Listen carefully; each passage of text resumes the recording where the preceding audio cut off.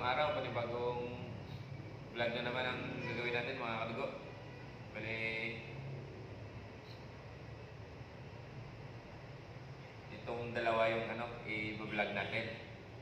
Yung regulator natin ay lilinisan natin ng ang disc, tsaka yung mga o-ring ng piston ay papalitan natin kasi luma na. And then ito mga kadugo ay ito ko na to kagabi, binaklas na to. Ito pala yung yung silencer na DIY lang natin, yan PVC lang siya. Bali binaklas na to kagabi, kinuha ko lang yung screw tsaka tatlong screw tsaka yung wrap niya dito na camo tape. Yan. Pero hindi ko pa ito nakita yung sa loob. Bali, gagawin natin dito sa DIY silencer natin mga kadugo ay i-repair natin tsaka palitan yung yung tawag na doon, yung foam niya sa loob, palitan natin kasi halos na to almost 1 year na to gamit ko. Bali nababaklas to mga kadugo, ito yan. And then nire-repair natin dahil lapit ito, kita ba?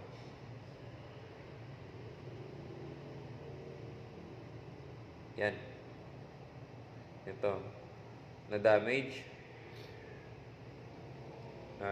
tamaan ng nasagi ng pellet. Yan,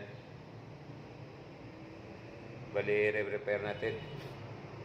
Epoxy lang yung gagamitin natin mga kadugo sa pag-repair dahil lang to,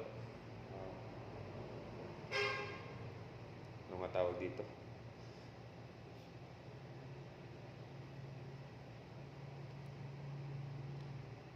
na 3D printed lang to, plastic na 3D printed. Yan, pinagawa natin noon.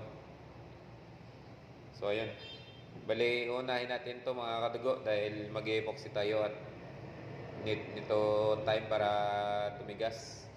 And then ito, babaklasin natin to mamaya after na lang pag-epoxy. Sige, baklasin natin yung mga kadugo. Ito pala yung gamit ko sa pagkuha nito, welding rod na tinupi ko lang yung yung sa dulo. Yan. Ayan, check natin kung gaano na ba kadumi yung yung mga foam. Ay pala to, Scotch-Brite na yung gamit ko dito.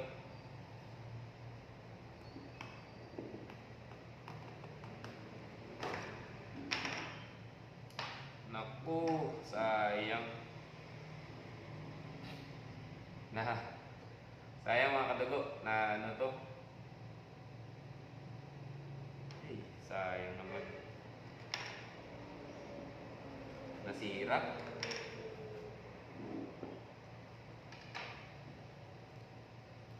Bali ganito siya mga kadugo, yan. Mga ganyan. Check natin kung So ayan, madumi nga. Ito yung yung sa dulo. Madumi na yung sa dulo. Ito. Pwede pa naman to. Okay pa. Ito lang yung papalitan natin mga kadugo. Madumi na. Try natin to i-repair kung kaya pa. Sa tingin ko kaya naman siguro. Naku, sayang.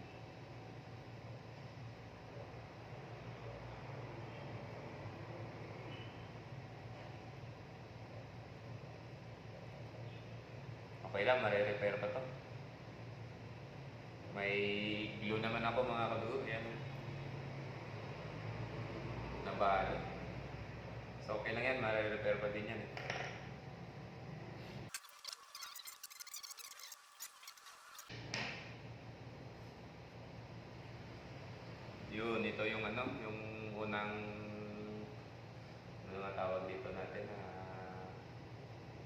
spacer. Spacer pala ito mga kabdo na pinagawa natin. Yan. Madumi na oh, kahit sa labas oh, sobrang dumi. Ito kasi yung ano, ito yung first na nagre-reduce ng ano, ng ingay ng ano, ng laruan natin. Yan. Second layer niyan, dumi oh. Grabe, sobrang dumi, maitim. Yung blue ano na, dark blue. Yan, sobrang dumi. Tapos ito yung first layer. Tingnan nyo mga kadugo oh. Yan. Tingnan nyo. Grabe oh, itim na itim. Yan. Lahat yan, palitan natin.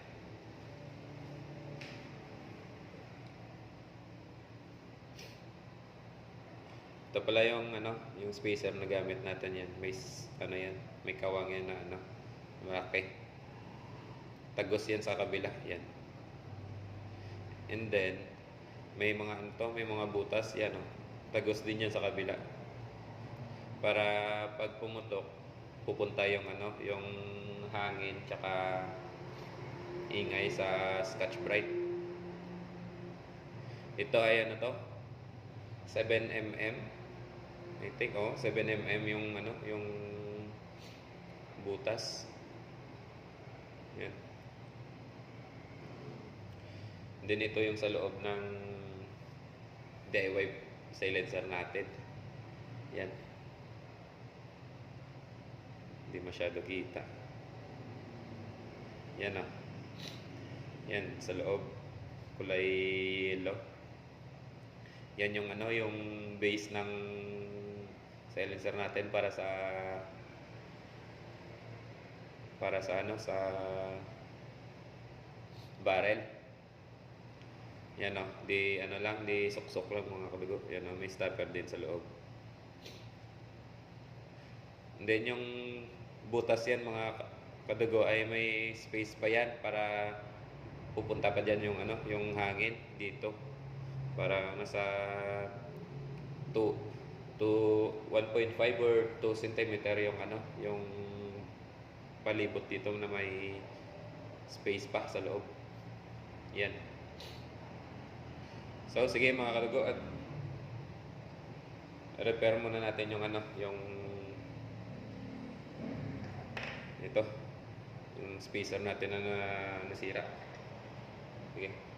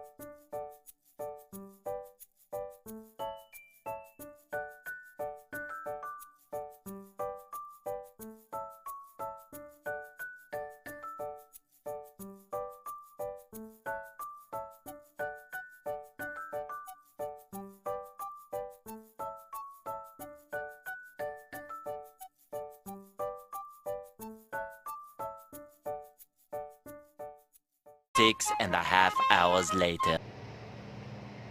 Ayan mga kadugo, bali naayos na natin yung ano, yung mga nasira gaya nito. Yan. Epoxyan na. Then bilog na natin ng sakto. Then ito din. May epoxy na din, tapos nabilog na din. And then dito nabali ito kanina naayos na. Yan mga dugo. Bali, explain ko lang tong ito, yung naka-usli konti. Yan. Ito pala yung ano, yung guide ng sa spacer. Gaya nito. Yan, guide. Nakasuksok yan dito para walang play. Walang play. Yan. Para hindi ito mabingi or ano yung hindi masisira yung ano, yung spacer natin, kaya pinalagyan ko ng ganito. Yan. Bale, ito pala yung gamit natin na ano, Scotch Brite mga kadugo. Yan. Ito. Scotch Brite. Sige, assembly na natin mga kadugo.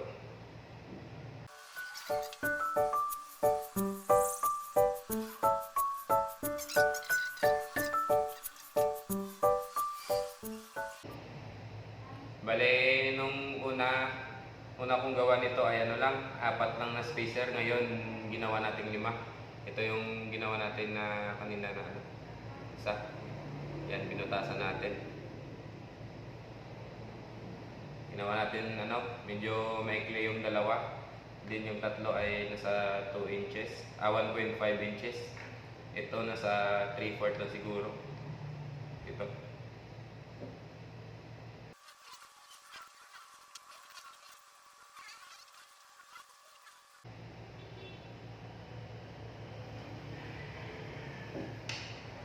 So yun, lagyan natin ng ano, marka para sa bubutasan natin.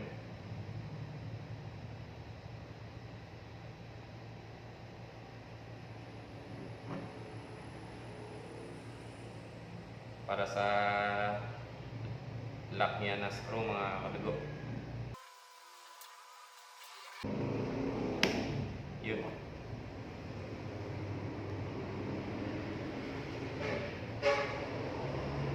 Sakto na siya mga kadugo. Yan. So yan. Dito natin ano, bubutasan. Tatlo ito. May screw lang para sa lock para hindi dito tumapon. So yan na mga kadugo. Yan. Yan. Sentrong-sentro yung ano, butas.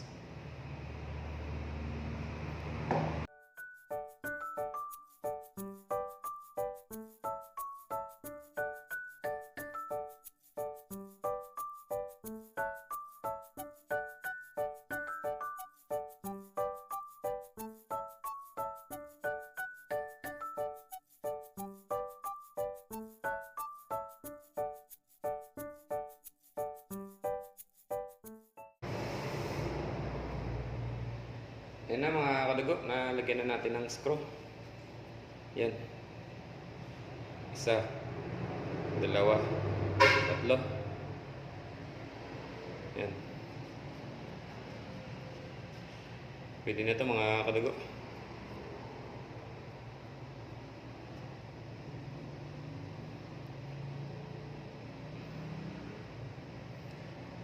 Lalagyan na natin ito ng ano, cover tsaka ang ano, gamo tape. Yan. Itong mga butas na to ay hayaan na natin para maglalabas din dito yung ano, yung hangin. Parang breather na lang to mga katugo. So ayan.